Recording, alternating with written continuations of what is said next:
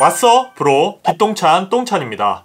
오늘 리뷰는 제가 플렉스한 이오스 i6에 대한 리뷰인데요, 내돈내산이 맞습니다. 근데 왜 유료 광고 배지가 뜨냐면 오늘 PPL이 있어요. 그러니까 간접 광고가 하나 있으니까 참고해 주시고요. 이오스 i6에 대한 리뷰는 완전 리얼 제 리뷰입니다. 그리고 리뷰를 하기 앞서서 제가 간단하게 말씀드리자면, 오늘 리뷰는 기존에 사용했던 이오스 R과 이오스 i6를 비교할 겁니다. 얼마나 더 좋아졌는지, 그리고 이오스 R과 이오스 i6를 고민하시는 분들도 있을 거잖아요. 그런 분들에게 도움될 만한 그런 내용을 주로 다루고 있고요. 사진에 대한 이야기보다는 영상에 초점을 맞추고 있다는 거 알고 보시면 좋을 것 같습니다. 저조도 노이즈 같은 이야기는 동영상으로도 충분히 볼 수 있으니까 사진을 좋아하시는 분들도 참고하시면 좋을 것 같습니다. 그럼 바로 시작해보죠.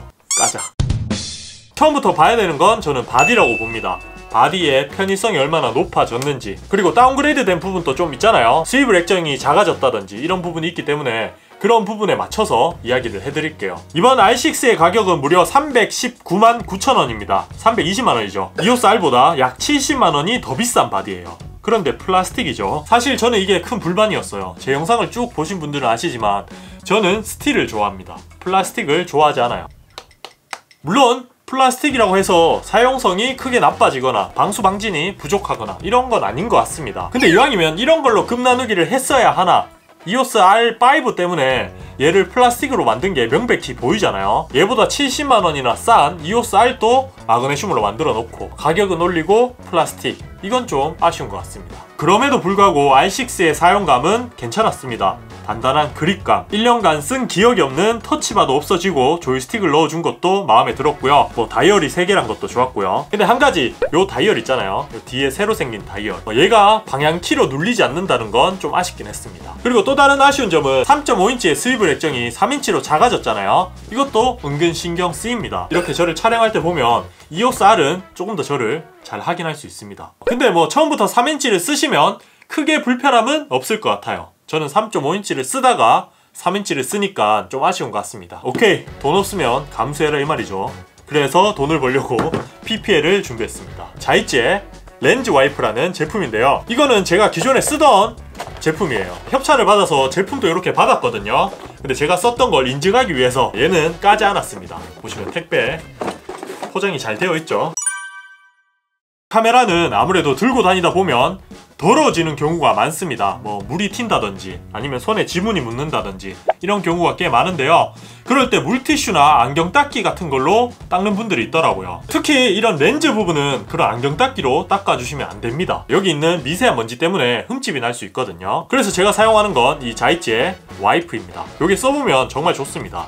일단 일회용품이다 보니까 들고 다닐 수 있죠. 주머니에 이렇게 쏙쏙 넣고 다니면 언제 어디서나 좀 더러워졌을 때 닦을 수 있고요. 그리고 사용 방법도 있는데요, 이런 알코올이 묻은 제품 같은 경우는 펼치면 다 마르기 때문에 이렇게 접은 상태로 닦아주시면 돼요.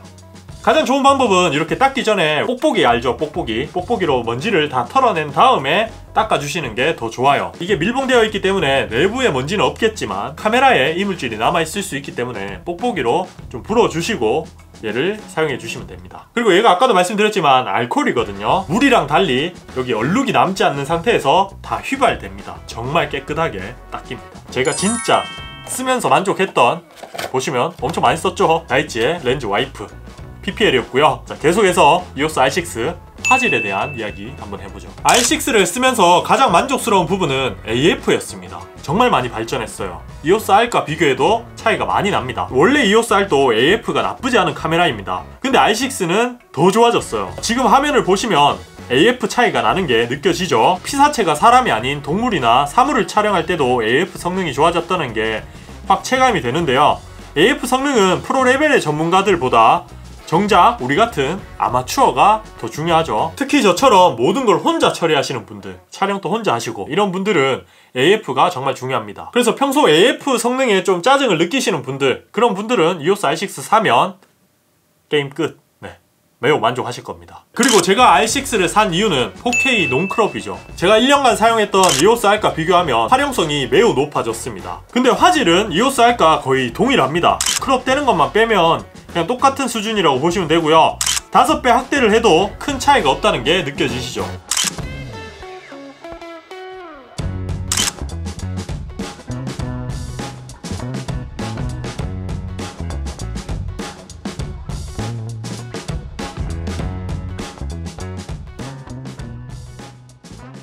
이런 생각도 했습니다. EOS R을 그대로 쓰고 렌즈를 좋은 걸 사는 거죠. RF1535 같은 걸 사용하면 뭐 1.7배, 1.8배 크롭이 된다고 해도 괜찮은 화각으로 촬영할 수 있으니까 그렇게 하는 게 낫지 않았을까? 이런 생각도 했어요. 그리고 또 다른 급 나누기, 바로 오라이를 사용할 수 없다는 건데요. 제가 EOS R을 처음 샀을 때부터 오라이와 IPB를 비교한 적이 있습니다. 근데 그때도 저는 차이를 몰랐어요. 특히 아마추어 레벨이라면 더욱더 필요가 없습니다. IPB로도 충분합니다. 정작 문제는 발열이죠. 제가 받은 R6는 1.1 펌웨어가 되어 있는 제품이었습니다.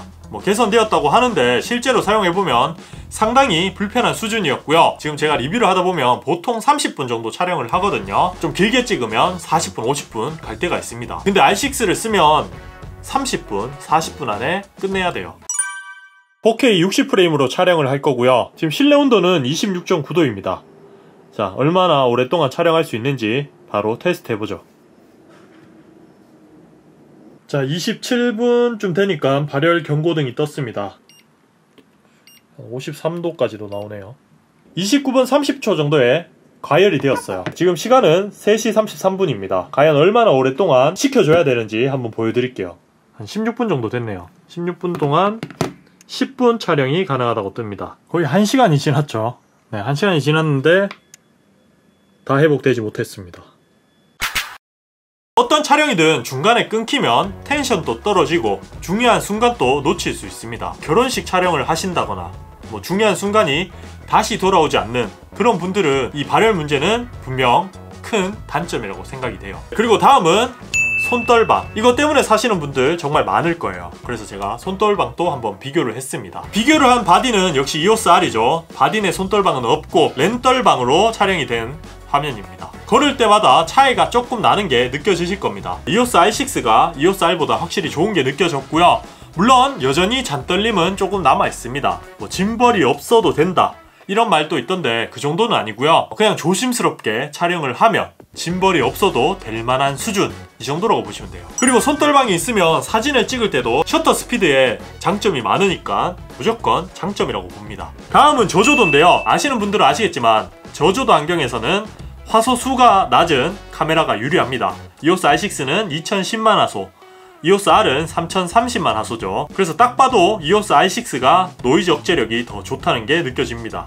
ISO를 51만 2000까지 올렸음에도 불구하고 노이즈가 거의 보이지 않습니다. 저조도만 놓고 보면 EOS R5보다 더 좋은 바디이기 때문에 밤 촬영이 많은 분들, 그리고 어두운 환경에서 촬영을 많이 하시는 분들은 R6가 정말 좋은 바디예요. 그리고 마지막으로 사진을 간단하게 비교해 봤는데요. 사진 찍는 분들에게는 R6보다 EOS R이 더 좋을 수 있습니다. 특히 사진 편집을 할 때 크롭을 하시거나 대형 사진을 인화하시는 분들은 더욱 그렇겠죠. 그래서 본인이 사용하는 용도가 사진에 더 초점이 있다면 EOS R6를 굳이 살 필요가 없다고 봅니다. EOS R을 사세요.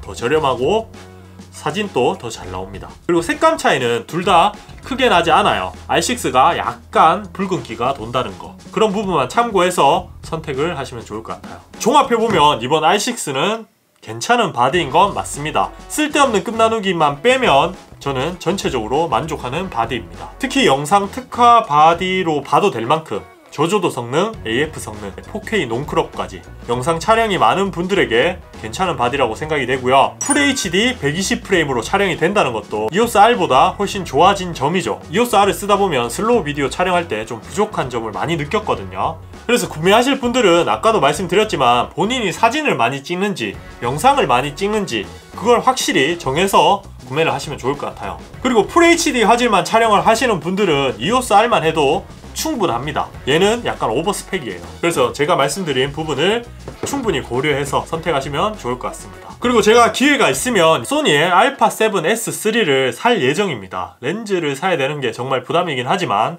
소니 측에 한번 대여도 요청해 볼 생각이고요. 어찌됐든 EOS R6와 한번 비교도 해보는 걸로 계획하고 있으니까 궁금하신 분들은 다음에도 한번 찾아와 주시고요. 오늘 영상은 여기까지입니다. 날씨도 좋은데 카메라 들고 사진 찍으러 다들 나가자고요. 마스크 끼는 거 잊지 마시고요. 그럼 다음 시간에 저는 더 밝은 모습으로 찾아뵙도록 할게요. 그러면 다음에 봐요. 똥봐.